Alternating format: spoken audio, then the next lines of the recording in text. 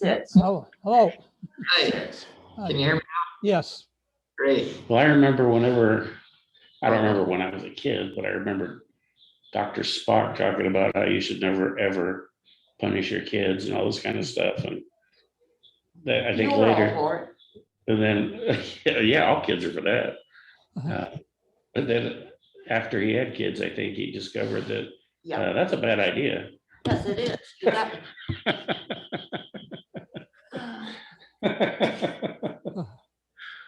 Well, Marion had 3 boys.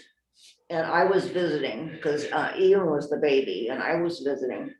And we were out shopping and I had the other 2 boys.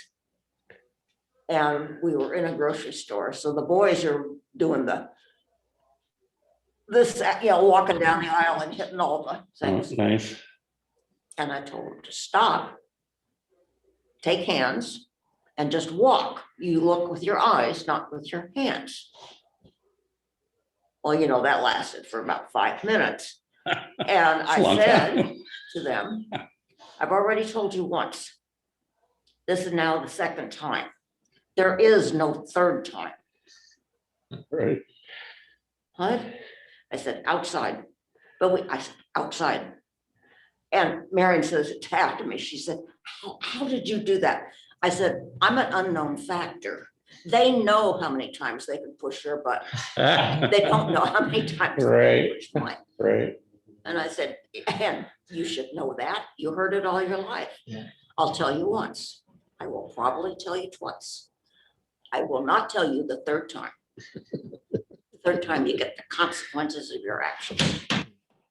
And all you have to do is do it once. You tell them, and then you do what you say you are going to do. Right. The worst thing to do is And to why say not there's going to just- be a consequence and it never happens. Yeah, right. Wow. And then, Then you're setting yourself up for a yeah, lifetime of being walked on by your kids. Serious. Is 4 months a good time to start training for that? Yeah. oh, yeah. Yeah.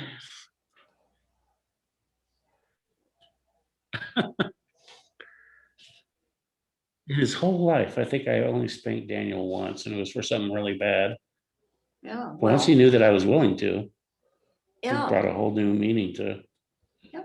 maybe Right, how to that's what- behave. That's what I'm saying, I guess this is one of my favorite soapboxes. I get so aggravated hearing young mothers say, now, Johnny, don't do that. I told you not to do that. Don't do. Now, you did it again. I told you not to do that. Don't do it. I'll give you a dish of ice cream. How many times do I have to tell you? And I want to walk up and say, take that kid outside, pull down his britches, give him a swat on the fanny and say, when I tell you not to do something, I mean, you do not do it. And I said, and I would like to say, you only have to do that once or twice. Right. And And they it get it. works. They get it. They're like, okay, they're going to follow through. Of course, I, I would be. with reported. Daniel one time, he was misbehaving in the store, and I didn't even threaten to take him outside. I said, I'm going to pull your pants down in front of everybody Oh, yeah. and spank you if you don't straighten up. And he did. The trouble, you do that today, they'll have you up for charges and take your kid away from you. You're right. You're right, Fred. Yeah, well, So you gotta do it in secret. Yeah. it's a different world. It is very different. Now, by no means am I an advocate of, going No, overboard yeah, or child I'm abuse. sorry, discipline is not Discipline, abuse. right, right. And one little swat on the fanny to get your point across is not child abuse. It gets attention real quick. Hand is not good enough. A little razor strap is a lot better. The principal in my grammar school, he said, I come in late, but if I came in late anyhow, pull your pants down and you give me the damn strap. When I was in 2nd or 3rd grade, I must have been in 3rd grade, the teacher asked me to bring something to the office, and so I did. And when I went into the office, there was some juvenile delinquent getting his with a paddle, Mhm. and be in the principal's office. And I made up my mind right then and there that I was going to be a good student. Right. I didn't even- It was good student by proxy. That's hilarious. The trouble when I was going to grammar school was 2 sessions, morning and afternoon. And the place was a mile away from where I lived. And I had to go home at noontime to eat and then come back again. So that was a 2-mile trip and about an hour's time. And sometimes I didn't quite make it. I can see that.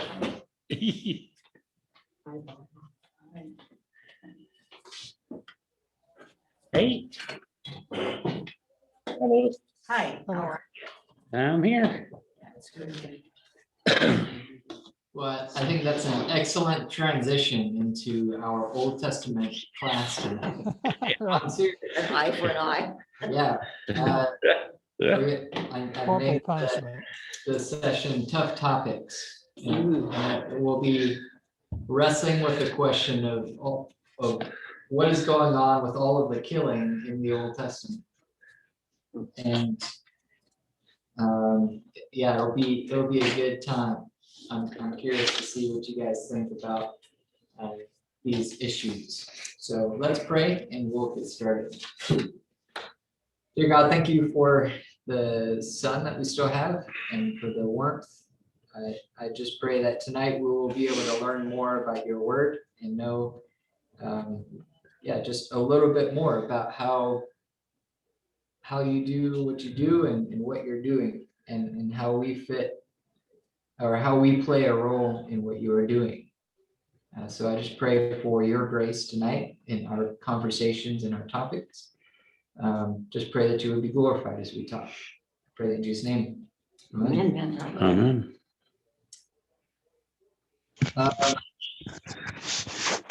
Yeah, so let's just jump right into it. Why is it so hard to grasp the reality of killing in the Old Testament? God didn't seem to have any qualms whatsoever about doing it. If people weren't honoring him, he just eliminated them. Or if they were to harm his people, that probably maybe even more important. But it seems like you're all right with all of the killing in the Old Testament, Fred. Is that right? I don't know. That's the way it was. I'm not changing history. Yeah. Yeah, that's the way it was. So I think one of the problems comes from the fact that we have heard over and over and over again that one of the commandments is thou shalt not kill. But that's wrong. I know, it's wrong, it's thou shalt not murder, Right. but that was mistranslated or misinterpreted someplace along the line. So then when you read in the Old Testament, like Jericho, that was horrible. God told him to go kill all those people. That's not right. You're not supposed to kill. Well, we had the flood and wiped everybody out except for one family, Noah's family. Everybody else got wiped out. So I guess you can't be any worse than that. Right. Yeah, yeah, that was pretty drastic. it was drastic. Yeah, Lou, what do you think? This was one of your major questions. It is one of my major questions. And I don't know what I think. I mean, I really picture God being very loving and concerned for his people. And so for all this killing, it's hard for me to accept. Mhm. Would you say that there's an underlying understanding of who God is through the lens of the New Testament? And so when you see what's going on in the Old Testament, there's a discrepancy in character. To us, quite often. Yes. We like to hear that, Jesus is love, which is true because it's a direct quote. Mhm. But what is our definition of love? Yeah. Maybe we have the wrong definition. It's righteous living. It's, not, don't do unto others what you don't want done to you. But in conflicts, in wars, in which are often started because of economic situations, people want the land, which is richer, which has a river flowing through it or whatever. So they're going to fight for that piece of land. And that's human nature. That's just, you can't get away from that. Does it make it okay then, if it's human nature? No, it would be better if we could, it hasn't changed that much. I mean, look at what the military are doing in Burma. We support several orphans in an orphanage in Myanmar, which used to be Burma. And they are trying, a lot of people want democracy over there. Well, it's a junta, a military dictatorship that has taken over, and it's murdering people. Is that all right? No, the international community is trying to intervene. If they don't all get along because of various interests to intervene there, it's going to keep going. So there's always been wars, and I have finally accepted the thought that there won't be peace on earth ever, period. That's very pessimistic. I know it is, Until he comes back, but I'm sorry, until he comes back. that's right. And he even said that. Even, yeah, There's always gonna be wars. Yeah. There's always gonna be war. Well, we have the civilized world, true. and we kill each other under conventions that we can kill one another legally, but not illegally. So we have, conventions saying that, Geneva Convention such as that you can do this, you can do that, but you can't do that. So we're civilized, we can kill one another and legally justify it. And we're not really enemies of our enemies. We don't really hate them. We fight them and kill them, and they kill us, but we don't really hate them. It's just what our countries are doing.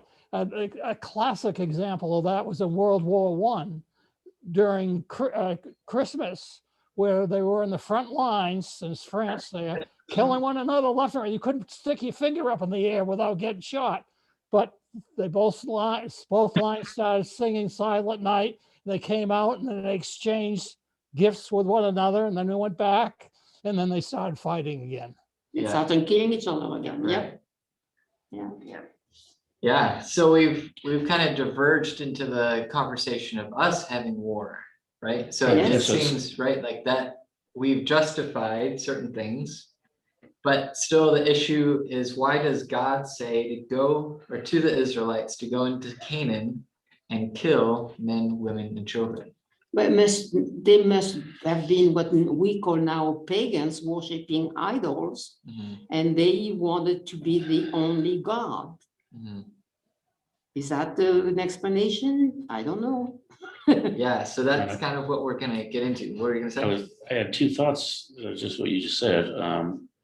There's a difference between us deciding to have war and God telling his people to war. That's a big difference, because we're taking it on ourselves. And the How do you second know? is, well, How do you unless, know God's talking to you? well, they figured it out in the Old Testament. Yeah. Fred, are you implying that God is telling us to go to war? Well, I'm saying that, well, no, I said, what about another side telling them to go to war with us? I don't know. I mean, Okay. they say Muslims are there and they have their God, which is supposedly our God. And they certainly get a message that to wipe out the Christians. Right. So my second thought was, Sorry, well, the first one was. the first one was, there's a difference between us deciding to war against people and God deciding to war against people. Yeah, right. And the second thought is, God is not a one-dimensional person. Yes, he is love. He loves his creation, but he's a jealous God. He wants us to worship him. And if you're going to go worship some demon, well, guess what?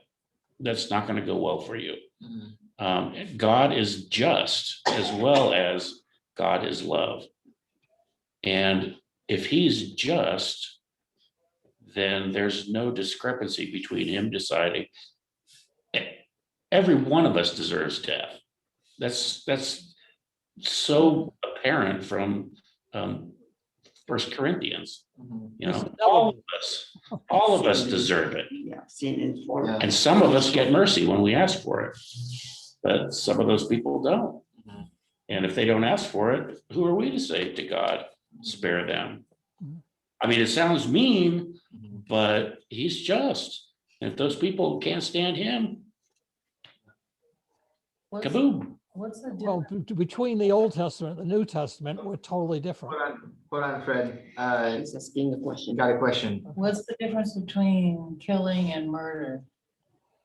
Yeah, that's, Murder Murder is, is a deliberate act to take someone's life away from them. When they don't deserve it.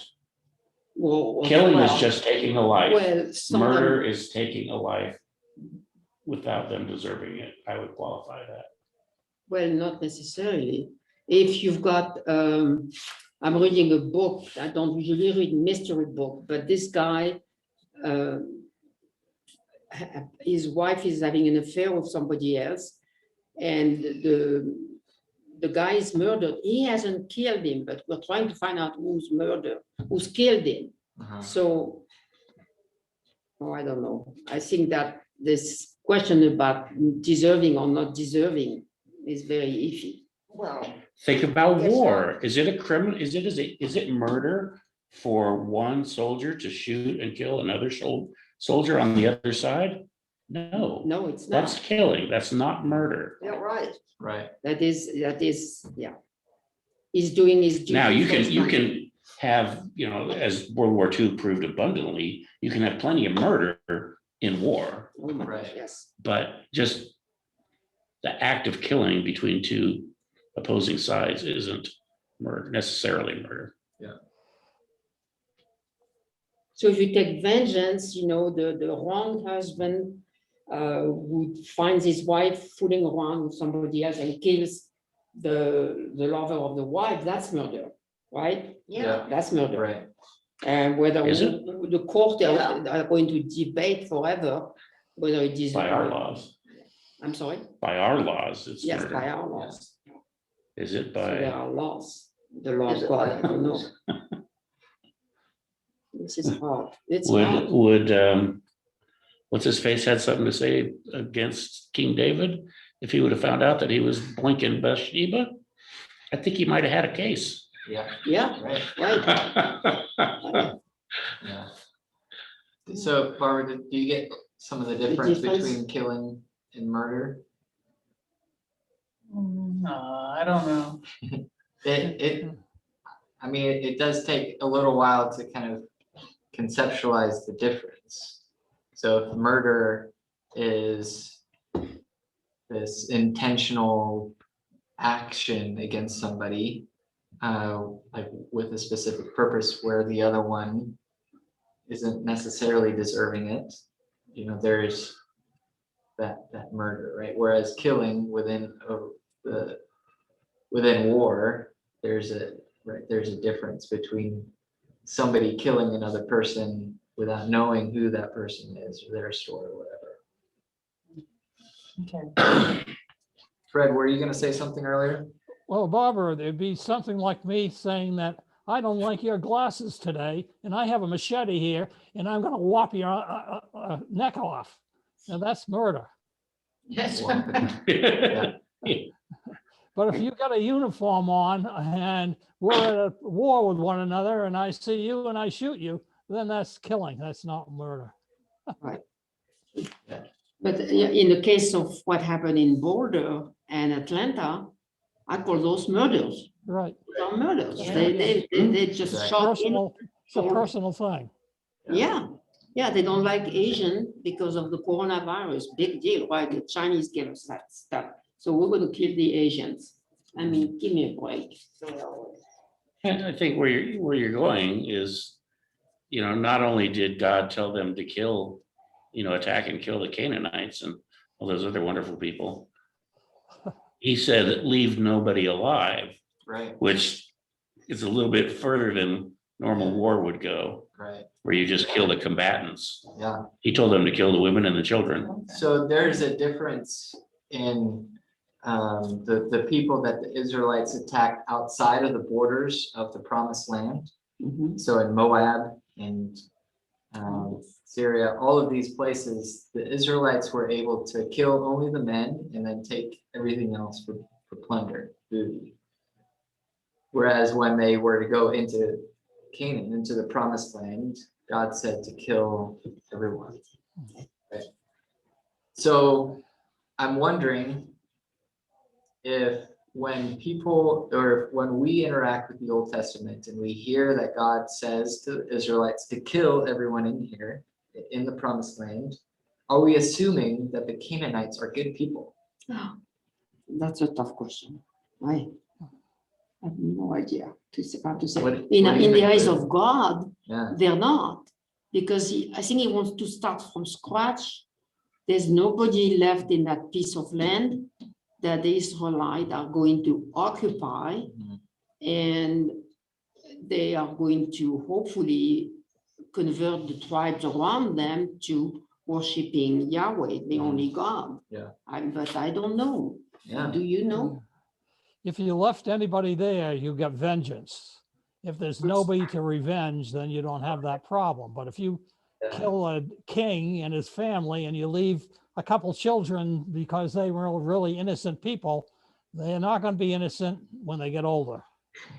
that's a really interesting practical element. to That's this. the I military. Well, never that's- thought about May- that. That's it. That's May why I? the Shah of Iran fell. Oh, yeah, Yeah, because his father had exiled Khomeini to France. Mhm.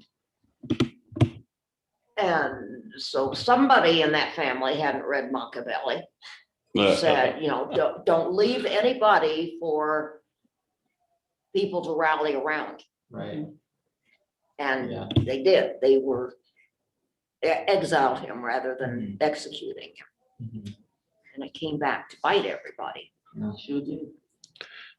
I hate to be such a talker, but No. Um, please. the best reason that I've ever heard for along these lines, why did he tell them to kill everybody, was that God's people, the Jews, were told they were to be the keeper of his word and his, of him.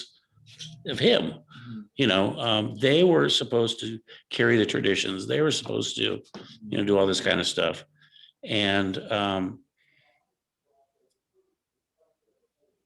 it's like a little bit of leaven ruins the whole batch. Right. And and they didn't end up killing everybody. And what ended up happening is that little bit of leaven ruined the whole batch. Right. They had a whole country worshiping Baal and sacrificing their little babies on the ash pile. And that's, in my mind, and what I've heard, is what God was trying to prevent. Right. Told him to kill them all because it's gonna ruin my witness to you and your worship of me. Right. And some of the Israelite, the Hebrew women would marry those guys and start worshiping Baal too. Yeah. Exactly. But we cannot know the mind of God, so I don't know where we're going here. So, yeah, let's keep on going. So you basically kind of tapped into where we're going. Okay. Good. Yeah.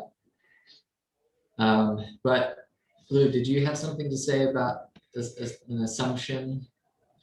No? So I wanted to add to that whole conversation that it seems like unbelievers feel like it's unfair for God to kill these people in the Canaanites, right? It's unfair. And so I think that there is maybe an assumption that these people were good, loving people, right? Just they're the people right down the street. Sure, we're a little different, but hey, they're living in peace and they seem normal. But I think that because of these different gods that the people were worshiping, it created a society and culture that was evil. Yeah. There was rampant evil in that, in the boundaries of the promised land. So you touched on Baal or Baal. Does anybody know anything about this, John? He's not a god, he's a devil. Yeah, or Sure. do you remember any stories about Baal? Well, the golden calf, isn't that, it's another god yet, it's not Baal. That's a good question. I don't know if I don't it's know, but technically Baal. something like that. And yeah, the god who requires the blood of children. Yeah. That's not what. So I if think, you- if you isn't it remember, like some people worship him as a god for sure, uh, but he's probably just no more than a demon any more than Michael is an angel. right? Yeah. So if you remember, Elijah was on top of Mount Carmel, and the prophets that he was fighting against they were prophets of Baal. Mhm, right. And so Baal was this fertility god. Yeah. And there's an ancient picture carved in stone of a man with a lightning bolt in one hand and a club in the other. So this god, demon, this not God, was somebody that these people believed to be the one who is in charge of the weather. So they believe that Baal, if they gave sacrifices to him, then he would bring water to the earth, and he would provide this nutrients for them to grow crops. And so what happened was they would go to the tops of the hills, and they would go as far west as possible, which incidentally is Mount Carmel. It's high in elevation and farthest into the land, which means that that's where all the water, all the rain is coming from, right? And so they wanted to be as close to the God as possible. And so that's why they worshiped on top of Mount Carmel. And they did a lot of unsavory things to kind of elicit this for God of fertility. That's why the orgies. Yeah, That's what it exactly. was. Exactly. That's what So it they were kind of trying to tap on all their resources of this idea of fertility, right? And so there came about this cultic prostitution, right? And that was throughout the land. And I think it's in in a lot of the prophets, it says that they hoard after gods on every mountaintop and every hill. Hmm. And so it's kind of carrying the sense of a really debased mind and who God is, right? So that was one god, multiple gods here. There's Asherah, and she's another goddess of fertility. So it's kind of carrying the same sense. She's known as the goddess of love, or love goddess. And she carried the same kind of sense of fertility. Mhm. And when King Josiah became king, it says that he cut down all the Asherah poles that were taking place or that were residing within all the different temples throughout Israel. And so there's this pairing of the goddess of fertility with Yahweh, right? And then finally, there's Moloch. Moloch is the one where we read that people sacrifice their children to him.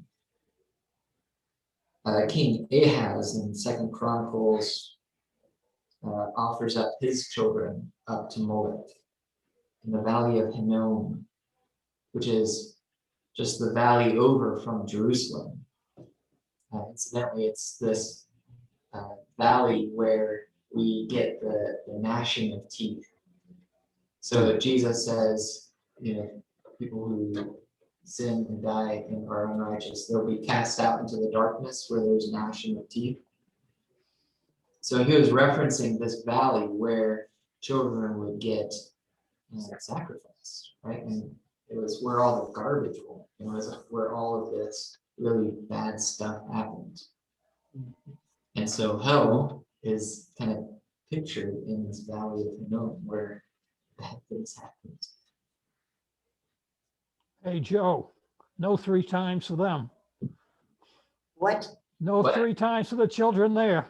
Oh, no, no 3 times there. Yeah, right. Right.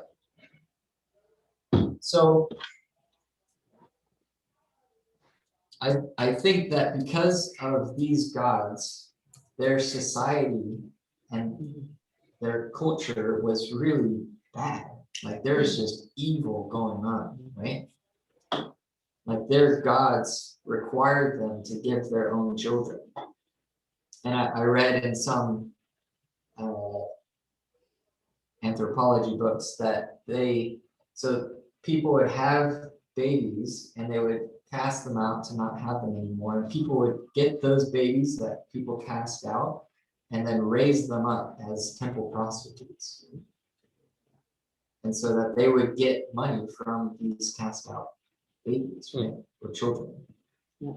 And they would, this was in every city, like in every village. Yeah. And so imagine a society with no moral standard of life. Like their idea of life was so low. And things come out of that, right? Like if we look at the idea of transgressions in the Old Testament, what we really find is this idea of crime. So like bestiality is something that happened in the times of the Old Testament, in the lands of I mean, there is homicide, there is theft, there is fornication, there is all of this stuff. But I think hopefully they were not all like that. I mean, there had to be some families that stuck together and have decent lives, I'm hoping, even back then. But yes, prostitution used by the priests supposedly Right. to make money, yeah, happened in priests, Yeah. So, and boy, we take a long time to change our customs, and that was normal. That's how it was. But it Right. was corrupt and it was vicious. It was dirty. It was everything. Yeah. Immoral, amoral. So God is trying to clean that up with the Hebrews. Exactly. So that's kind of where I'm going with this. God is using the Israelites as an instrument for peace and an instrument to essentially clean up evil. And like you were saying, we all deserve death, right? And these people deserved death because of the debased mind, because of the evil things that they were doing. And so in the same way that God wiped the whole earth in the flood, we see a similar pattern of God cleaning up evil by the instrument of the Israelites, or like by the Israelites, right? And so we can almost see that this death is a grace. So it's a grace in that evil was allowed to stop. And what we see in what God is doing with the Israelites is that he's creating a society with good morals and a good moral standing. And that's where we get all of the laws, right? There's still some that are super confusing. But the reality is that God is wanting to reveal himself to these people in a way that is beneficial. Questions?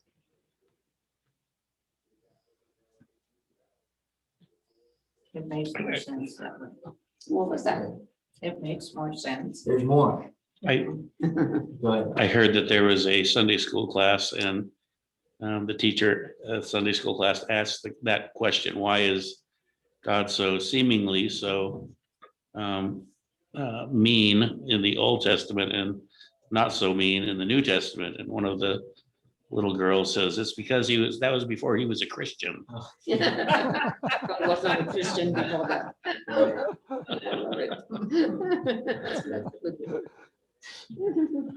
It's about as good explanation as anything.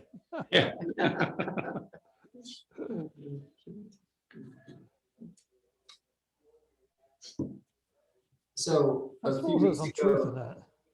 There's really some truth in that. I mean, God sent his only begotten son for love. So that may be not really a bad answer. yeah, we can talk about that a little later. That, I think that there is some nuance in that. So a few weeks ago, I rode with one of the police officers from Ridgecrest. And it was really interesting to get his perspective on the city. And there was something he said that really really struck me. He said that he's seen the face of evil. And this guy's a Christian. Like, he goes to Calvary Chapel. I really enjoyed getting to know him. But from his perspective, it was really interesting for him to be this agent of the law that is combating evil things happening in our city. Yes, a Right? lot of it. And a lot of it. too. Yes. Yeah, not as much as other places. Because we're Right. smaller. We're smaller, yeah. Yeah, it's a small town. But we ended up going to a call where somebody from LA is living here and it's kind of, as in his words, bringing the riffraff of LA here. Yeah, you'd be surprised. Yeah. Yeah. Well, of course. So it was just really interesting, not being in the field, like in his field, thinking about the reality of evil in our own city, right? And we need people to combat that, right? Yes. To execute the law. I feel like execute's not the right word in these days. To Enforce. enforce The law. law enforcement, right? Yeah. And that keeps peace. And we, Execute could work too. yeah, It's a good one. yeah, it's a little dodgy these days, but. So I feel like I still have some processing of that conversation, but what I want to point out is that this is essentially what's happening in the Old Testament. The Israelites were combating evil in the land. But so what the Israelites were holding on to was life that was given to the people. So what I mean is God values life. Sacred. And yeah, life is sacred. And it is worth fighting for and fighting against evil.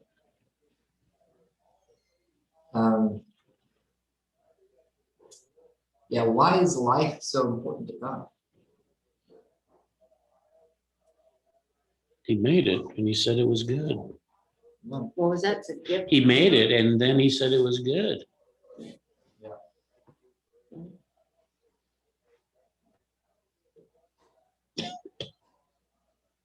So far, the men are trying to reproduce life, what was that ship? What was it called? Oh, Yeah. Right. I want to say Dolly, but I don't Dolly, think I that's think right, it's was Dolly. it? I think it's Dolly.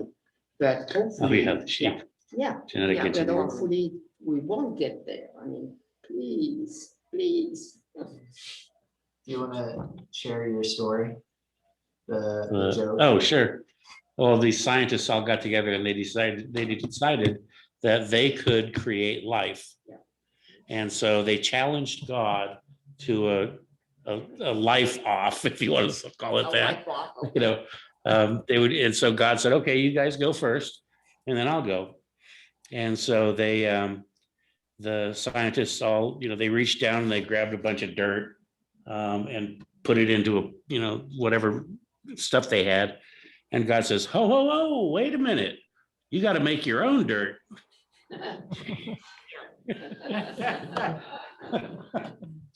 I was thinking about that the other day. I could remember the punchline, but I couldn't quite remember the. I remembered the scientists and God saying, oh, wait a minute, Yeah. make your own dirt. Yeah. So Hey, life, Bird.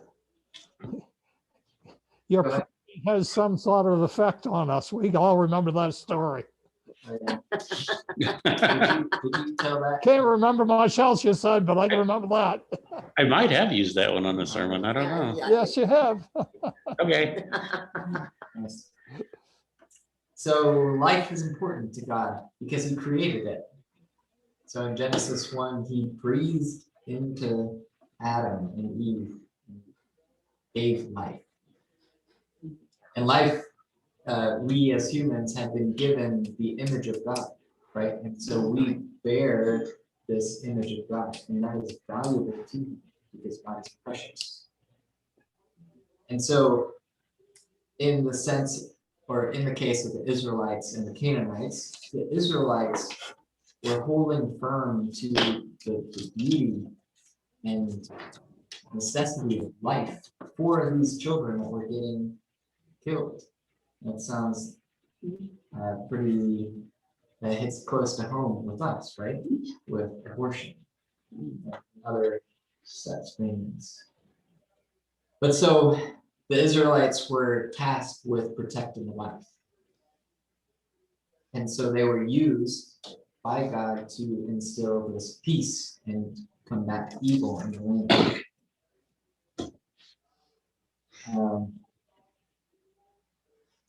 And I will add that the Israelites were held to the exact same standard.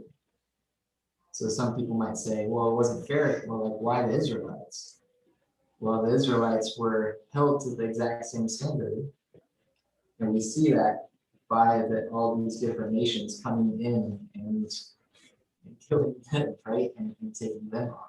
God says specifically that he raised the Babylonians to execute justice on the Jews.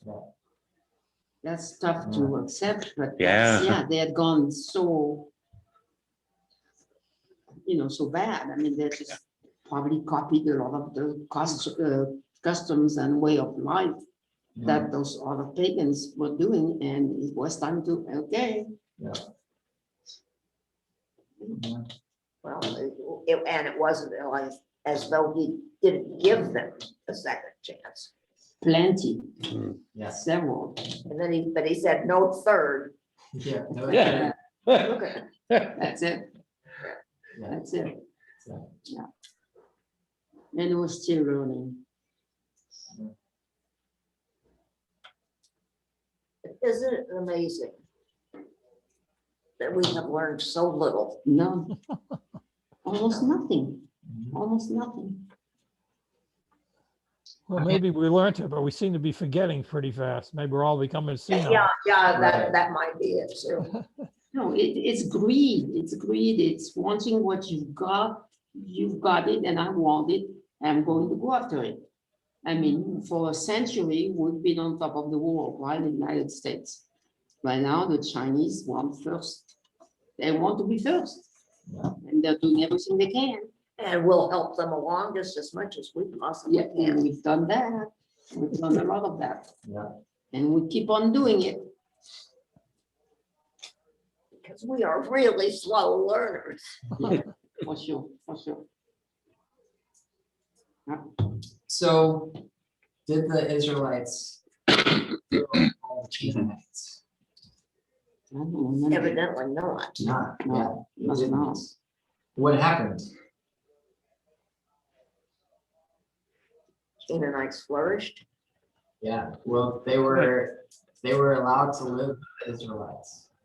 And Marry. Yeah. Then Marry. even though God has said, do not marry right.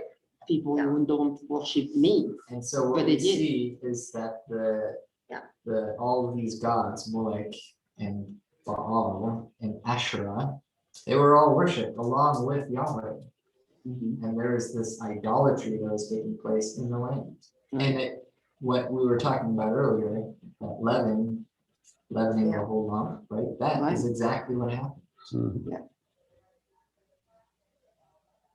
And so this evil was allowed to persist in the land.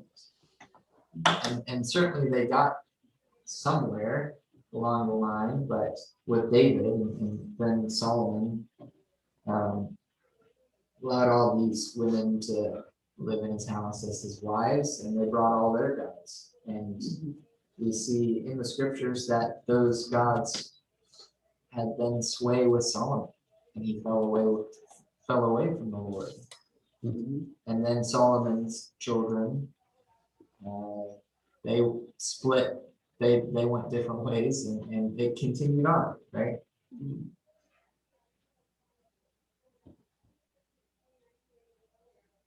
So, what do you think of all the killing in the Old Testament now? Is it starting to at least make a little bit of sense? Well, certainly the king, yes. Yeah. I still like the answer. They weren't Christians. Yeah. Yes, it does make a little more sense. Yeah. So, we were earlier before class, we were talking about discipline. Last week, I was trying to remember the story of Korah's rebellion. So Numbers 16. Korah essentially is trying to rebel against Moses and have his own tribe.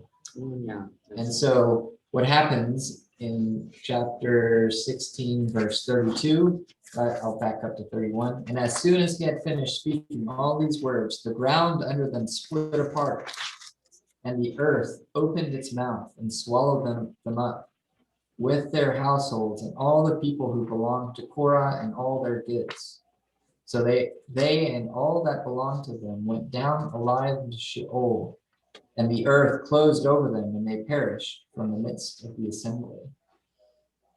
And all Israel who were around them fled at their cry, for they said, "Lest the earth swallow us up." And the fire came out from the Lord and consumed the 250 men offering the incense. So God is punishing this tribe by killing them, right? So I've heard it taught that basically this instance is an instance of punishment in the life of Israel. And so God only does this once in the Old Testament, so to show exactly the consequences of these people's actions. So just like in the case of you, Joe, like God only has to say it once. And if you don't obey, then you'll see the consequences of that. Right? That's kind of the point of it. And this happens in the New Testament too. And this is what I was referencing with Ananias and Sapphira. The action. So Ananias and Sapphira had a piece of land that they wanted to sell and give the proceeds to the church. But they were dishonest in the money that they got. And they kept a portion of it and gave the rest, saying that the portion that they gave was everything that they got from it. And it fell over dead, right? So there are these, not to my knowledge, that hasn't happened, within the church. But we see the testimony in the scriptures that there are actions to our consequences, right? Yes. And so, Like I was talking about earlier at school when I was in the office and I saw some kid getting punished with I heard it, not saw it, with the paddle. I made a decision right then. I'm gonna be good. right. I don't want that. So it was, Yeah. It is, it's an example. Yeah, exactly. Yeah, another little aside, okay. When we were in Huntsville, Alabama for 7 years, and I had a good friend who taught junior high, 7th grade. And she was small, but at the beginning, you know, she was bigger than the kids, beginning of the year. But first day of school, okay, this is my room. This is not your room. This is my room. My name is Mrs. Tarrant, and you will address me as Mrs. Tarrant or ma'am. And when I ask you a question, your response is yes, ma'am, or no, ma'am. There's no deviation. This is my room, my rules. The first time we have a little disagreement, we will go to the hallway. The second time we go to the hallway, I bring the paddle. The third time, it's the principal's office, and you do not return to my room. Can you imagine what would happen in California if a teacher tried that? I You get wish. shot. Yeah, they get in prison. But, you know, it's the South. Yeah. Teachers are respected. That's it. It was yes, ma'am, or no, ma'am. And if you didn't believe it, try it on once to see what happens, because what will happen is exactly what she told you would happen. Like, yeah. Back in 1958, when Carol and I were first married, she was a teacher, and she did some substitution work here in California, in Oxnard. And she went in there, and the kids were all destructive and jumping around. And she got them to hold down their, some authority there and calmed them down. But then she talked to the principal, and they said, we can't teach these people anything. She said that we don't care about you teaching, just keep them from throwing the chairs out the windows. They just want discipline. That's the only thing. And we said at the time, what are these people going to end up with? We found out. We're here now today. But now, California was not always like that. No, it was not. It started, I don't know, 70s, 80s. It's all liberals. Well, it was going on in 1958. Can I just make a comment? Yeah. Even though God was disciplining them, like when when Babylonians, took them captive and everything, he still gave them hope. Both Daniel and I think it's Jeremiah, but I'm not sure about the second one. It might be even Isaiah. They prophesied that it was only going to be for a certain time. Right. 75 years, I think it was. So, yeah. 70, okay. And then they would be restored to the land. Yeah. And, so even though he was disciplining them, he was still giving them hope. Right. This isn't a permanent thing. Yeah. You're just getting a spanking. Yeah. Yeah, and that can also be considered merciful. Mhm. Yeah. Right. Yeah. Yeah. So are we to go to war now? We always will go to war. So the point is, how do we as Christians take all of these killings in the Old Testament, all of this war, how do we apply it to our lives? So we don't apply it. Right? So because of the Sermon on the Mount and Jesus's work on the cross, we see that there's this shift in what God is doing. So on one hand, we do have the reality that God has kings and presidents and leaders, world leaders in his hand, and he's the one that is guiding everyone, right? To kill evil, to banish evil from the land, right? That's on one hand. On the other hand, we as Christians who are residing in these countries are to love our enemies, and we're to do what is good. We're to turn our cheek when it's slapped, right? That's at a personal level. Right. So, Noah, so what do you mean by that? If somebody does that to us or embarrasses us or whatever, at a personal level, we can say, Yeah, all right, I forgive you. yeah, But we're also supposed to be good citizens. And if our president decides he's going to go to war, we have to be good citizens and go to war. right. Yeah. So How there's, to go to Canada. But that's not If I a may. decision he can make on his own. True. If I may, speaking of the Sermon on the Mount, Jesus tells us to be peacemakers. He doesn't tell us to be peacekeepers. Right. A peacekeeper will keep the peace at any cost. Let's just not fight. That reminds me of Chamberlain in World War II. He went and met with, Munich. right, he went with Hitler, he met Hitler and, Yeah. oh, he's okay, he's a good We guy. all were. We just want peace. Well, Peace in our mind. that's a peacekeeper. A Peace from you, peacemaker, peace from me. a peacemaker will make the peace. yeah, He would have said, Hitler is evil, we're gonna stop him. yeah, Peacemaker. It's like a was- bully on the block. You gotta take care of the Peacemaker bully on was, the block.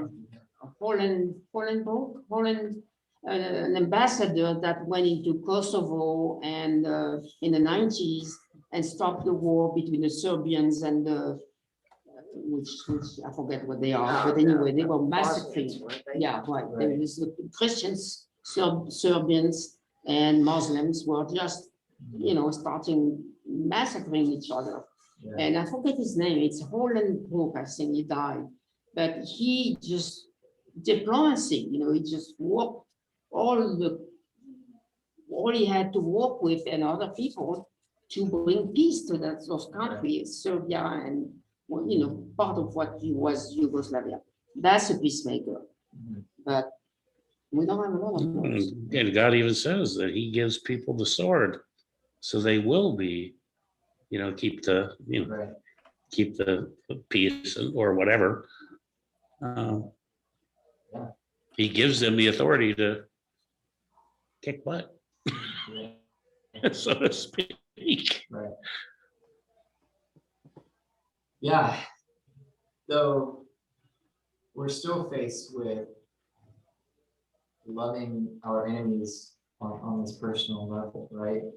So, like, in the case of ISIS, right, they're obviously doing a lot of evil things in the Middle East. To their own people.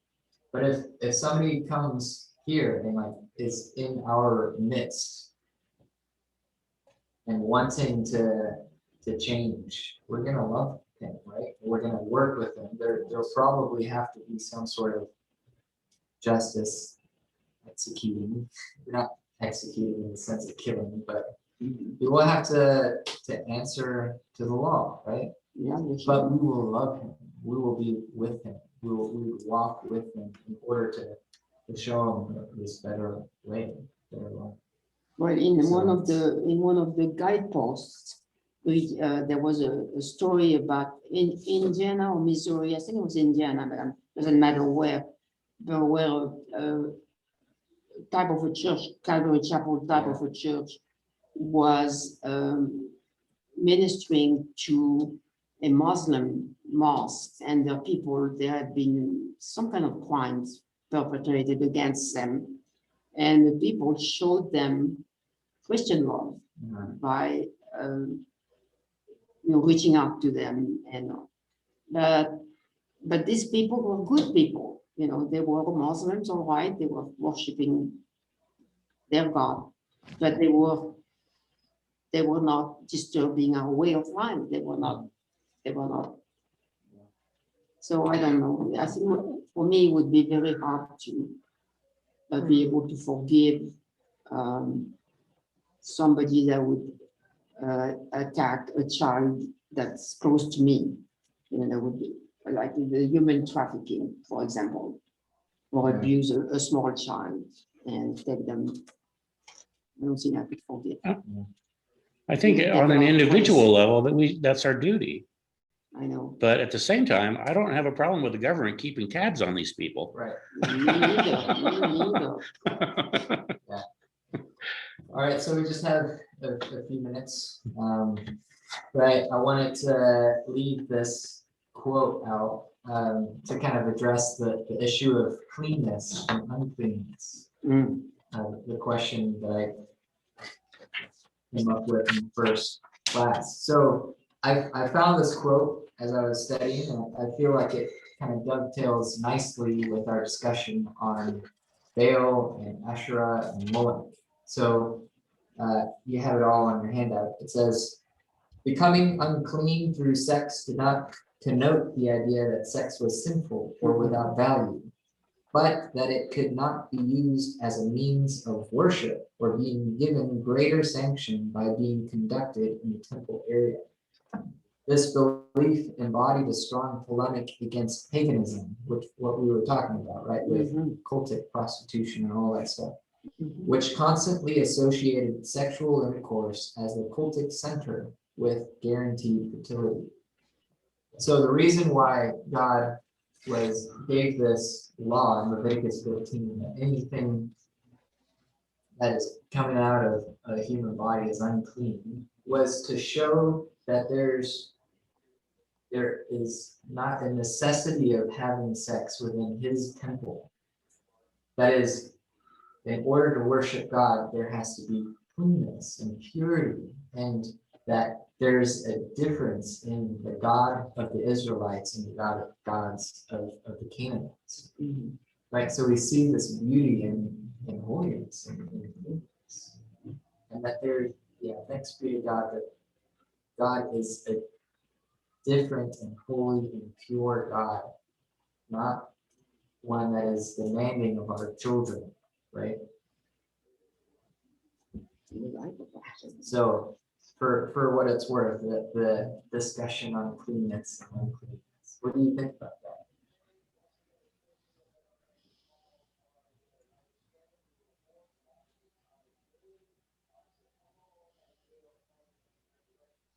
Pretty good. I never considered that. I hadn't died until I read this.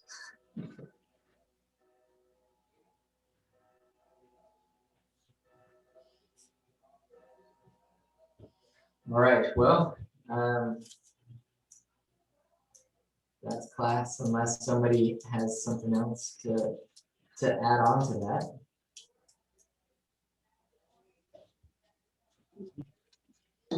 Well, fertility keeps coming into it. And was that part of it? It was